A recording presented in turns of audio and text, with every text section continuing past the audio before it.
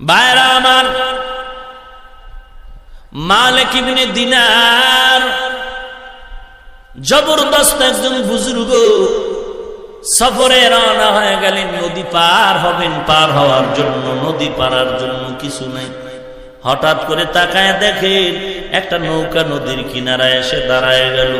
তাযকিরাতুল আউলিয়া কিতাবের মধ্যে আল্লামা ফরিদউদ্দিন আত্তার রাহমাতুল্লাহ আলাইহি লিখেন, মালিক নদীর কিনারায় নৌকা দেখিয়া নৌকার উপরে উঠলেন, আরো কিছু যাত্রী উঠল। নৌকা নদীর মাঝে যাওয়ার পর মাঝি ডাক দিয়ে কয়, তাড়াতাড়ি আমার নৌকার কেরায়া দাও, ভাড়া টাকা দিয়ে দাও। সবাই টাকা দেয়, মালিকের কাছে বিন্দু থেকে বিন্দু টাকা নাই, অর্থ নাই। এইবার বলে, ও মাঝি ভাই, তুমি 10 জনারে নেও, এর সাথে আমারে নিয়ে যাও, তোমার নৌকার ক্ষতি হবে না। আমার কাছে টাকা নাই, আমারে মাফের দৃষ্টি দিয়া তাকায়া দেখো। চোরে শোনে না ধর্মের বয়ান, নৌকার মাঝির মাথা গরম হয়ে গেল। এমন গালাগালি শুরু করলো, মালিক কোনো গালির জবাব দেয় না। মদিনার নবীর সুন্নাত, গালির জবাব না দেওয়া কার সুন্নাত? ওরে বান্দা, গালি না দেওয়াটা নবীজির সুন্নাত। ইহুদি নবীরে গালি দেয়, আবু বকর বসে আছেন, আমার নবী জবাব দেন না, মুস্কি মুস্কি হাসে। আর আবু বকর গরম হয়ে গেল, নবী জবাব দেন না কেন? আমাকে অর্ডার করেন, আমি জবাব দেই। আবু বকরকে নবী চুপ করায় দিলেন। কত আর চুপ থাকা যায়? মাথা গরম হয়ে গেল। ইহুদি আমার নবীরে গালি দিবার কত সহ্য করা যায়? এইবার আবু বকর দাঁড়াইয়া ইহুদির গালাগালির জবাব দেওয়া শুরু করলেন। আমার নবীর চেহারা মোবারকটা মলিন হয়ে গেল। আবু বকর বলেন, পয়গম্বর, এতক্ষণ চেহারা ছিল হাসি মুখ, এখন বিবর্ণ হলো কেন? আল্লাহর নবী বলেন, ও আবু বকর, আমি যখন চুপ করে বসে আছি, একতরফা ইহুদি আমাকে যখন গালি দিচ্ছিল, আমার আল্লাহ ফিরিস্তা পাঠায় ওর গালির জবাব দিতেছিলেন। তুমি যখন জবাব দেওয়ার জিম্মা হাতে নিছো, আল্লাহর রহমতের ফেরেশতা চলে গেছে, মনটা বেজার। নৌকার মাঝি মালিকের গালি দেয়, মালিক জবাব দেয় না। কত সহ্য করা যায়? সীমা পেরিয়ে গেল। মালিক সহ্য করতে না পেরে চাইছিল মাওলার কাছে কিছু বলবে না, চুপচাপ থাকবে, চলে যাবে। এমন গালি শুরু করলো, মালিক আর ধৈর্যের বাঁধ বেঁধে রাখতে পারলেন না। সাথে সাথে কলবের সম্পর্কের তারটা খোদার সাথে লাগায় দিলেন। ও দয়ার মালিক, আমি তোমার গোলাম, মালিকের ইজ্জত যেন নষ্ট না হয়। আমি তোমার গোলামি করি, তোমার মহব্বতের বান্দা আমি, আমার ইজ্জত তুমি রক্ষা করে দাও। নৌকার মাঝির জবানে তালা লাগায় দাও।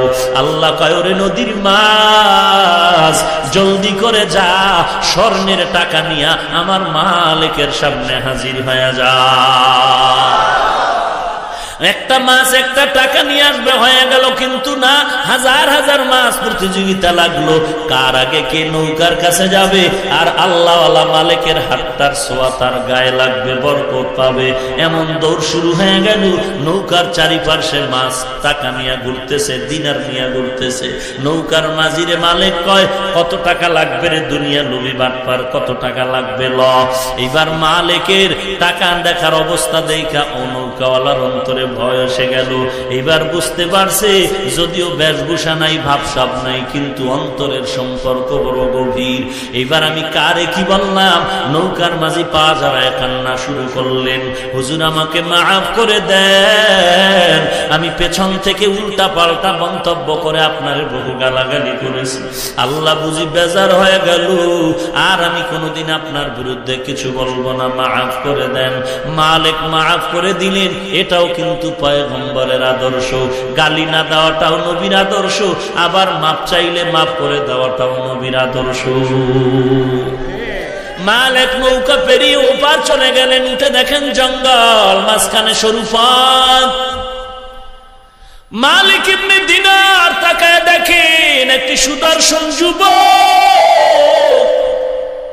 রাস্তার কিনারায় শুয়ে শুয়ে কান্না করে, আমারে খানা দাও, খানা দাও। মালিক বলেন, আমি তাকায় দেখলাম একটা কাক ঠোঁটের আগায় রুটি নিয়ে যুবকের মুখে দিয়ে চলে গেল। কার কুদরত? কিছুক্ষণ পর তাকায় দেখি আবার কাক একটু পানি নিয়ে যুবকের মুখে দিয়ে দিল, কাক চলে গেল। আমি যুবকের কিনারায় গিয়া বললাম, আরে যুবক, কই যাও, কই তোমার পরিচয় কি, তোমার পরিচয় কোথায়, তোমার ঘর? যুবক বলে, আমি আল্লাহর ঘর জিয়ারতের জন্য সফরে রওনা হয়েছি। আমার সফর সাথীদেরকে কোনো একটা ঝামেলার কারণে আমি পিছে পড়ে গেলাম, হারায় গেল। বাইতুল্লাহ যাওয়া বুঝি আমার হলো না। আমি এখানে দীর্ঘ 1 সপ্তাহের কিনারায় পড়ে আছি, খানা নাই। মাটিতে পড়ে পড়ে আমি আল্লাহর দরবারে খানা চাইলাম আর কাঁদলাম। কান্নার পরে আল্লাহ আসমান থেকে কুদরতি জিম্মায় রিজিকের ব্যবস্থা করে দিলেন। রিজিকের মালিককে আরো জোরে বলেন আল্লাহ। মালিক বলেন, এবার আমি আমার একটু পানির পিপাসা লাগলো, কোথায় পাই পানি? মরুভূমি, জঙ্গল। জঙ্গলার ভেতরে পানি তালাশ করে খুঁজে খুঁজে দেখলাম একটা ভেতরে জঙ্গলার মাঝে একটা পানির কূপ দেখা যায়। মালিক বলেন, আমি পানির কূপ থেকে গিয়া পানি পান করব। হঠাৎ করে তাকায় দেখি আল্লাহ তাআলার ভিন্ন মাখলুক হরিণ এসে পানি পান করতেছে কূপের থেকে। আমি দূরে ঘুরতে ঘুরছিলাম, ওর কাছে যাই না। হরিণেরা চলে যাবে, এরপরে আমি পানি পান করব। এরা কূপের কিনারায় দাঁড়ায় দাঁড়ায় পানি পান করে। মালিক বলেন, আমি হরিণরা চলে যাওয়ার পর পানি উঠানোর জন্য আমি পাত্র তালাশ করলাম আর রশি তালাশ করলাম। রশি আর পাত্র নিয়া বালতিটা ওই পানির কূপে ফেলে পানিটা উঠাইয়া যখন আমি পান করব, মনে মনে একটা প্রশ্ন করলাম, ও আল্লাহ, হরিণেরা পানি পান করলো কূপের থেকে, বালতি লাগলো না, পাত্র লাগলো না, রশি লাগলো না। আমিও তো তোমার গোলাম, হরিণের থেকে তো মর্যাদা আমার মোটেও কম না। আল্লাহ গো, তুমি তো ভিন্ন মাখলুকের চেয়ে বান্দার, তোমার বান্দার মর্যাদা বাড়িয়েছো।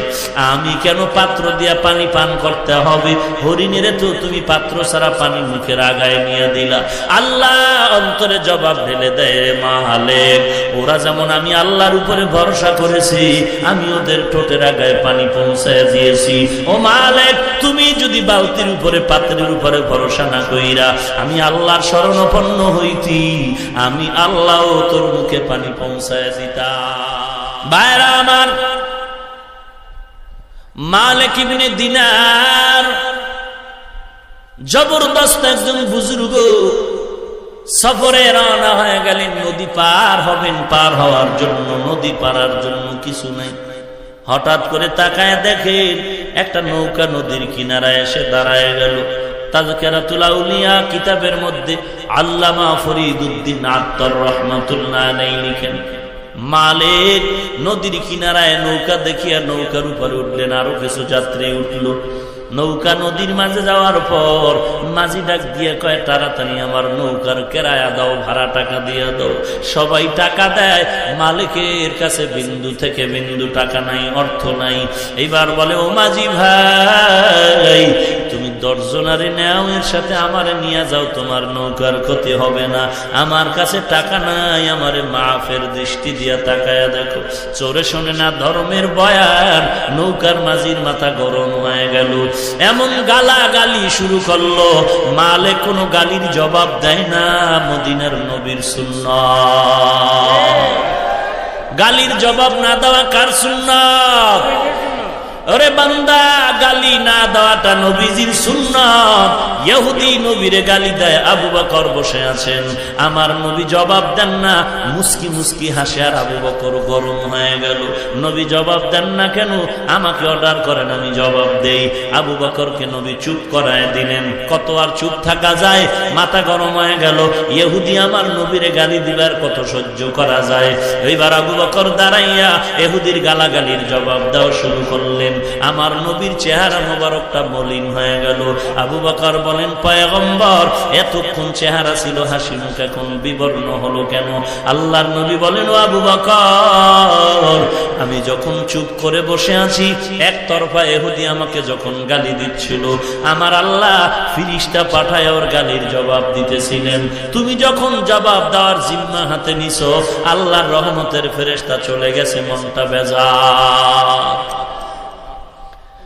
নৌকার মাঝি মালিকের গালি দেয়, দেয়, মালিক জবাব দেয় না।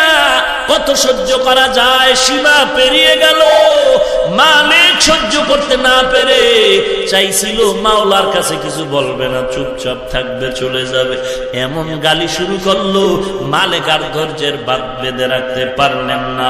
সাথে সাথে কলবের সম্পর্কের তারটা খোদার সাথে লাগায় দিলেন। ও দয়ার মালিক, আমি তোমার গোলাম, মালিকের ইজ্জত যেন নষ্ট না হয়। আমি তোমার গোলামি করি, তোমার মহব্বতের বান্দা আমি, আমার ইজ্জত তুমি রক্ষা করে দাও। নৌকার মাঝির জবানে তালা লাগায় দাও।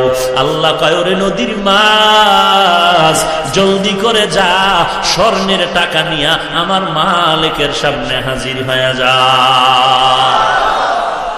একটা মাছ একটা টাকা নিয়ে আসবে, হয়ে গেল। কিন্তু না, হাজার হাজার মাছ প্রতিযোগিতা লাগলো, কার আগে কে নৌকার কাছে যাবে।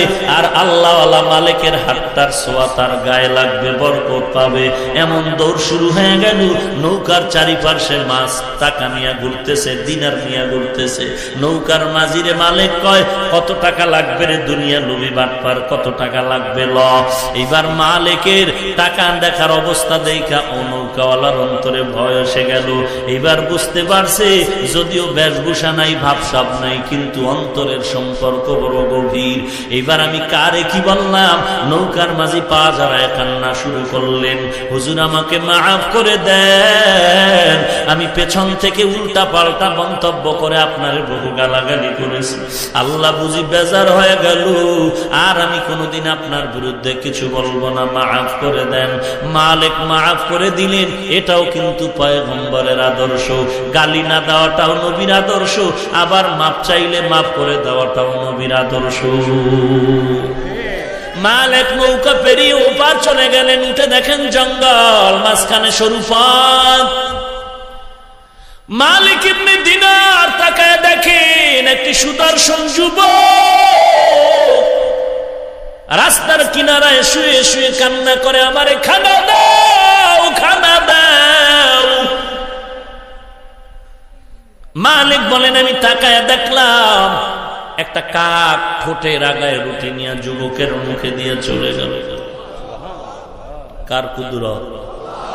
কিছুক্ষণ পর তাকায় দেখি আবার কাক একটু পানি নিয়ে যুবকের মুখে দিয়ে দিল, কাক চলে গেল। আমি যুবকের কিনারায় গিয়া বললাম, আরে যুবক, কই যাও, কই তোমার পরিচয় কি, তোমার পরিচয় কোথায়, তোমার ঘর? যুবক বলে, আমি আল্লাহর ঘর জিয়ারতের জন্য সফরে রওনা হয়েছি। আমার সফর সাথীদেরকে কোনো একটা ঝামেলার কারণে আমি পিছে পড়ে গেলাম, হারায় গেল। বাইতুল্লাহ যাওয়া বুঝি আমার হলো না। আমি এখানে দীর্ঘ এক সপ্তাহের কিনারায় পড়ে আছি, খানা নাই। মাটিতে পড়ে পড়ে আমি আল্লাহর দরবারে খানা চাইলাম আর কাঁদলাম। কান্নার পরে আল্লাহ আসমান থেকে কুদরতি জিম্মায় রিজিকের ব্যবস্থা করে দিলেন। রিজিকের মালিককে আরো জোরে বলেন আল্লাহ। মালিক বলেন, এবার আমি আমার একটু পানির পিপাসা লাগলো, কোথায় পাই পানি? মরুভূমি, জঙ্গল। জঙ্গলার ভেতরে পানি তালাশ করে খুঁজে খুঁজে দেখলাম একটা ভেতরে জঙ্গলার মাঝে একটা পানির কূপ দেখা যায়। মালিক বলেন, আমি পানির কূপ থেকে গিয়া পানি পান করব। হঠাৎ করে তাকায় দেখি আল্লাহ তাআলার ভিন্ন মাখলুক হরিণ এসে পানি পান করতেছে কূপের থেকে। আমি দূরে ঘুরতে ঘুরছিলাম, ওর কাছে যাই না, হরিণেরা চলে যাবে, এরপরে আমি পানি পান করব।